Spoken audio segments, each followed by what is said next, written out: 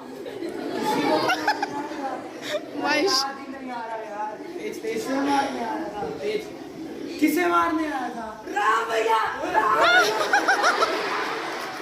अरे भाई कौन है तू? आपका छोटा भाई लक्ष्मण। छोटा? हाँ छोटा। अच्छा छोटू एक बात बता, मैं किसे मारने आया? आप यहाँ स्वर्ण का शिकार करने आए थे। चल मेरे साथ उसको मारने की मदद कर।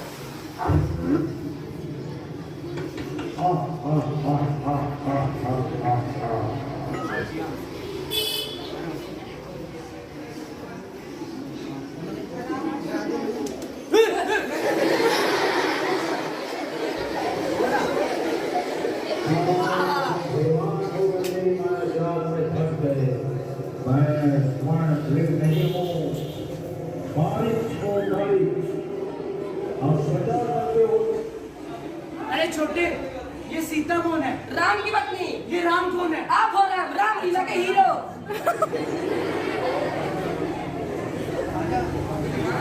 हमें रावण को मारकर सीता भाभी को बचाना है।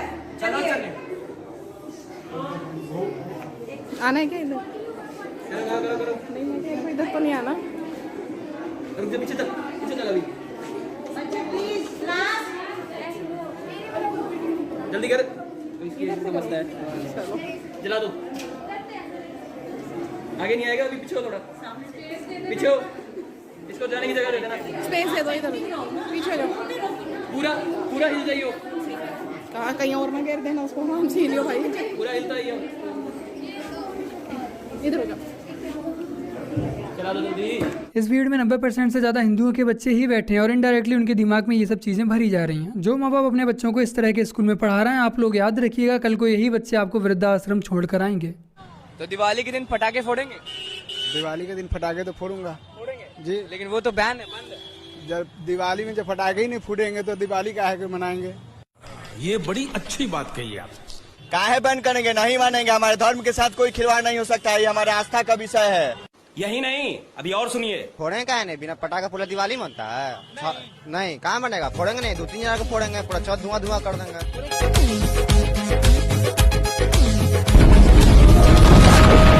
जिया हो बिहार के लाला, इतना बम मारेंगे कि इलाका धुआं धुआं हो जाएगा। 30 अक्टूबर 1990 और 2 नवंबर 1990 को इसी अयोध्या में राम भक्तों पर, राम कार सेवकों पर गोलियां चलाई गई थी। बर्बर लाठीचार्ज हो रहा था। तब जय श्री राम बोलना एक अपराध माना जाता था। तब राम मंदिर की बात बोलना अपने आप में एक अपराध होता था।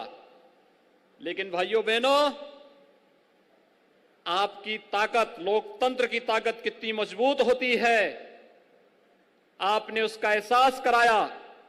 और उस ताकत का एहसास है जो कल तक राम भक्तों पर आज से 31 वर्ष पहले गोलियां चला रहे थे, आज वो आपकी ताकत के सामने झुके हैं। अब लगता है कि अगर कुछ और वर्ष आप इसी प्रकार से ले चले तो अगली कार सेवा के लिए वे और उनकी पूरी खानदान लाइन पर खड़े होते हुए दिखाई देंगे। आप देखना, अगली कार सेवा जब होगी तब गोली नहीं चलेगी, तब राम भक्तों पर, कृष्ण भक्तों पर पुष्पों की वर्षा होगी। और यही लोकतंत्र की ताकत है। तो मेरे प्यारे भाइयों बहनों, मथुरा और काशी का इशारा मिल चुका है। आप सभी लोग तैयार रहिएगा समय आने पर, और हो सके तो आप सभी लोग इस वीडियो क्लिप को पूरा जरूर देखिएगा और ज़्यादा से ज़्यादा शेयर भी कीजिएगा। एक दो तथ्य रखना चाहता हूं। जैसे तस्लीम रहमानी साहब ने कहा अंग्रेज किसको क्या दे रहे थे। हमने बचपन में पढ़ा कि मोहम्मद अली जिन्ना बहुत बड़े वकील थे और उस जमाने में शायद उनकी आमदनी 4000 रुपए पर डे से ज़्यादा थी, जो आज भी बहुत बड़ी चीज़ है। और मोतीलाल नेहरू उससे भी बड़े वकील थे। मैं पूछना चाहता हूं, ये उस जमाने में हजारों रुपए पर डे की आमदनी के लिए पेमेंट कौन करता था? किसी हिंदुस्तानी का मुकदमा लड़ रहे थे क्या? भारत तो बहुत गरीब था, हम तो अकाल और भुखमरी से झेल रहे थे। पेमेंट कौन कर रहा था? अंग्रेजों के मुकदमे लड़ रहे थे ना, इसीलिए तो। और मैं यह भी बताना चाहता हूं, जिसमें अशफाक उल्ला खां, राम प्रसाद बिस्मिल, चंद्रशेखर आजाद, काकोरी कांड, जो लखनऊ के पास ब्रिटिश सरकार का खजाना क्रांतिकारियों ने लूट लिया था, ब्रिटिश सरकार का वकील कौन था? JN मुल्ला, जगत नारायण मुल्ला, कांग्रेस के नेता खड़े थे ब्रिटिश सरकार की तरफ से कि इनको फीस कौन दे रहा था उनको? सरकारी वकील थे ना, तो सरकार से ही तो फीस ले रहे होंगे। अब मैं एक दो फैक्चुअल बात कहता हूं, वो तो विषय अभी सावरकर जी का माहुरकर जी बताएंगे। मैं एक बात कोट करता हूं, बहुत बड़े एक साहित्यकार हुए VS नायपॉल, जिनको 2003 में नोबेल पुरस्कार मिला है अपनी किताब एमंग द बिलीवर्स के लिए। उन्होंने बहुत पहले एक किताब लिखी, इंडिया द वुंडेड सिविलाइजेशन। उन्होंने कहा भारत दुनिया का एक विचित्र देश है, एकमात्र देश है जहां राष्ट्रवाद को बढ़ाने वाला नहीं, राष्ट्रवाद को कमजोर करने वाला इतिहास पढ़ाया जाता है। नंबर 2, उन्होंने कहा ये एकमात्र देश है जो अपने लिखे इतिहास को ऑथेंटिक नहीं मानता, दूसरों के लिखे इतिहास को ऑथेंटिक मानता। उन्होंने कहा ब्रिटेन में जाइए, कोई ब्रिटिश, फ्रेंच या जर्मन के लिखे इतिहास को नहीं मानता, कोई जर्मन, इटालियन या स्पेनिश के लिखे इतिहास को नहीं मानता। कहा उससे भी बड़ा आश्चर्य यह है कि ये विदेशियों के लिखे इतिहास को ही प्रामाणिक नहीं मानता है, जिन्होंने इस पे हुकूमत की, जो इसके दुश्मन थे, उन दुश्मनों के लिखे हुए इतिहास को प्रामाणिक मानता है। कहता इससे बड़ा दुर्भाग्य किसी देश का नहीं हो सकता। अब मैं बताता हूं उसमें हुआ क्या, एक और उदाहरण बता रहा हूं। सारे दर्शकों से एक सवाल ये है, क्या सिलेक्टिवली हाँ, मैं सिलेक्टिवली भारतीय हीरो को दबाया गया? हाँ, मैं उसके 2 उदाहरण फैक्ट बता रहा हूं। मैं दर्शकों से कह रहा हूं, जाइए चेक करिए। एक KGB के जासूस था जिसका नाम था यूरी बेजनेव, जो भारत में पत्रकार बनकर 70 के दशक में रहता था। उसके संस्मरण पढ़िए। उसने लिखा, हमें एजेंडा दिया गया था कि भारत की संस्कृति को कैसे तबाह करना है और उसके लिए हम क्या क्या कर रहे थे। जो बात इन्होंने कहा कि नूरुल हसन साहब बने तो उसके बाद क्या हुआ वो छोड़िए। अब मैं एक उदाहरण बताता हूं। महमूद गजनी ने सोमनाथ का मंदिर तोड़ा।